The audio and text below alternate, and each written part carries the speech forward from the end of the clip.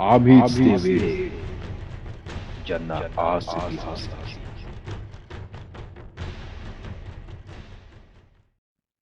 पौष शुक्ल अष्टमी शके 1682 तारीख 14 जानेवारी सन 1761 दिवस. सूर्योदयापूर्वी मराठ्यांची सेना सज्ज होऊन आपल्या खंदकातून बाहेर पडली. आज शत्रूस मारू किंवा मरू अशा भावनेने प्रत्येकाच्या मुखावर वीरश्री चमकत होती. अगोदरच थंडीचे मकर संक्रांतीचे दिवस, त्यात उत्तर हिंदुस्थान आणि त्यातही खास करून कुरुक्षेत्राचं मैदान. तेव्हा थंडीचा कहर होता हे सांगणे नकोच. प्रत्येक जण थंडीने काकडत होता. घोडे थंडीने थरथर कापत होते.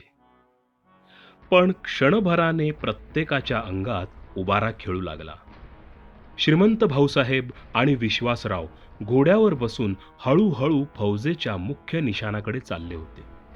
खंदकापासून बाहेर सुमारे मैलभर अंतरावर श्रीमंतांचं भगवं निशाण हत्तीवर उभं केलं होतं.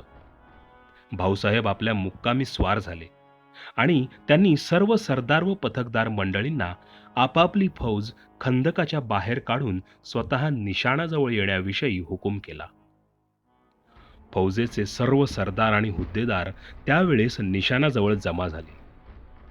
जनकोजी शिंदे, मल्हारराव होळकर, यशवंतराव पवार, शमशेर बहाद्दर, दमाजी गायकवाड, विठ्ठल शिवदेव, अंताजी माणकेश्वर, इब्राहिम खान गारदी, सोनाजी भापकर, महादजी शिंदे, तुकोजी शिंदे, नाईकसाहेब निंबाळकर, मानाजी पायगुडे इत्यादी थोर थोर सरदार आपापल्या ऐश्वर्याप्रमाणे उमद्या उमद्या घोड्यांवर बसलेले आणि एकवटलेले पाहून भाऊसाहेबास अत्यंत धन्यता वाटली.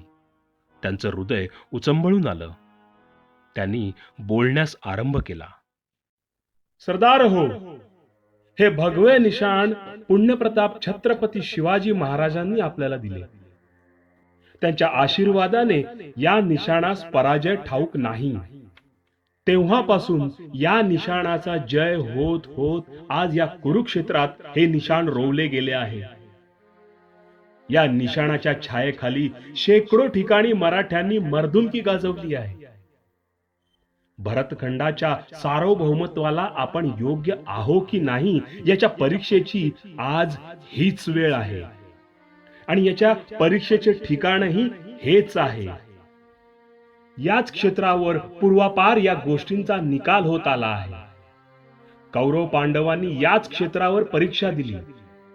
पृथ्वीराज चव्हाणापासून घोरीने याच क्षेत्रावर 10 लढाई देऊन शेवटी हिंदूंचं राज्य हिसकावून घेतलं. पुढे बाबर चिकत्याने याच क्षेत्रावर पठाणांपासून सार्वभौमत्व हिसकावून घेऊन मोगल बादशाही कायम केली.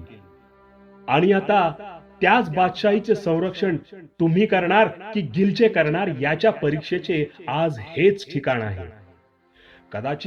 कदाचित गोल बांधून आपण इब्राहिम खानाच्या तोफांच्या सहाय्याने सुरक्षितपणे बाहेर पडू. पण मग दक्षिणेपर्यंत शत्रू आपला पाठलाग करील. सर्व जाट, रजपूत, बुंदेले मराठ्यांवर उठतील. आणि जर कदाचित गोल फुटला तर याहूनही भयंकर परिणाम होईल. शत्रू किती निर्दयी आहे हे तुम्हास ठाऊकच आहे. आपण दक्षिणेस मोगलास असेच गोलात पकडतो आणि शेवटी सोडून देतो. पण इथे अब्दाली आपल्याला सोडणार नाही. तो आपल्याला धरून आपल्या समोर आपल्या बायका पोरांची अब्रू घेईल आणि पुन्हा आपल्यावरही हात उचलेल. आपले हाल हाल करून आपल्याला ठार मारेल. यापेक्षा शत्रूस एक वार मराठ्यांचा पराक्रम दाखवूया, एक वार हत्यार करूया. आपली हलाकी झाली आहे हे मी जाणून आहे. पण आपले मन जर मजबूत असेल, शाबूत असेल तर या स्थितीतही आपण शत्रूस मात देऊ. अरे गिलच्या काय पदार्थ आहे. आपण सगळे जर एकजुटीने लढलो तर एका प्रहरात त्याला चिरडून टाकू. बाबासाहेब, तुम्हावर आम्ही उजवी बाजू सोपवलेलीच आहे. तुम्ही सर्वात थोर सरदार. तुमच्यावर उजव्या बाजूचा भार ठेवतो. तुमच्या मदतीला सुभेदार आहेतच. शिवाय यशवंतराव पवार, शमशेर बहाद्दर हे हिंदुस्थानचे सरदार देखील तुमची आणखी मदत करतील. मध्यभागी हुजरातीनिशी मी आणि विश्वासराव आम्ही निशाण सांभाळतो. इब्राहिम खान, आपण डाव्या बाजूचा भार सांभाळावा. दामाजी बुवा तुमची मदत करतील. मध्यंतरी विठ्ठल शिवदेव वगैरे दक्षिणेचे सरदार मदत करतीलच. डावी बाजू थोडी चालावी आणि उजवीकडून जनकोजी बाबा जास्त रेटीत नेतील. याप्रमाणे गिलच्यास यमुनेपर्यंत रेटीत नेऊन नदीत बुडवून टाकू. अरे, मराठ्यांनी औरंगजेबापासून मुघलांशी युद्ध केलेलं आहे आणि त्याला जेरीस आणलं आहे. तेव्हा तेव्हा हा अहमदशाह अब्दाली काय चीज आहे? आता आता आपण सर्वांनी आपापल्या जागी जाऊन आपली फौज सांगितल्याप्रमाणे चालवावी. हळूहळू तो दळभार चालू लागला. सूर्य क्षितिजावर आला.